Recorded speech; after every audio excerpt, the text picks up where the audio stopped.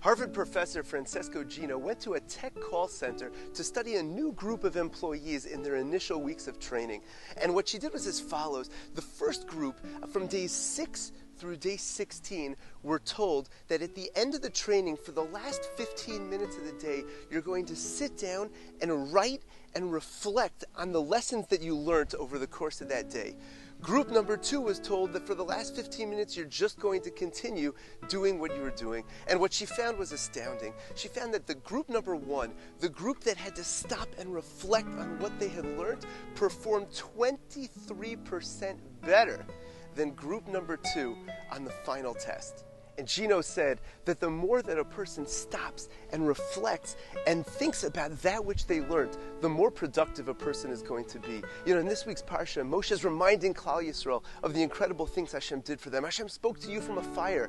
Hashem chose you as His only nation and performed all kinds of miracles for you. And then Moshe says the famous words, Ata haresa ladas ki Hashem hu Elokim ein od milvado. You should know that Hashem is your God.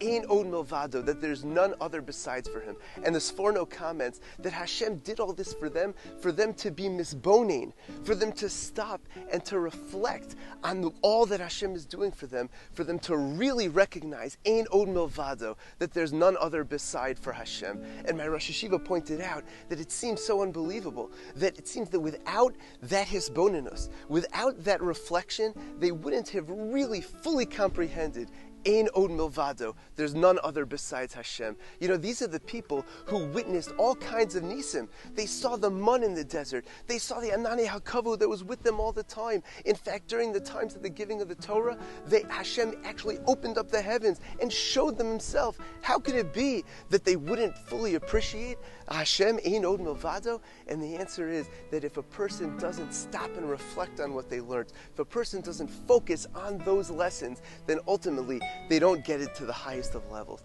We just spent Tisha B'Av talking about how much Hashem desires to have a close relationship with us. We also spoke about how easy it is for us to come back to Hashem through Torah and mitzvos. May we spend this Shabbos reflecting on those beautiful ideas in order for us to deepen our emunah and to deepen our relationship with HaKadosh Baruch Hu. And that should serve as the ultimate nechama for us and for HaKadosh Baruch Hu. I want to wish everybody a beautiful Shabbos Nachamu.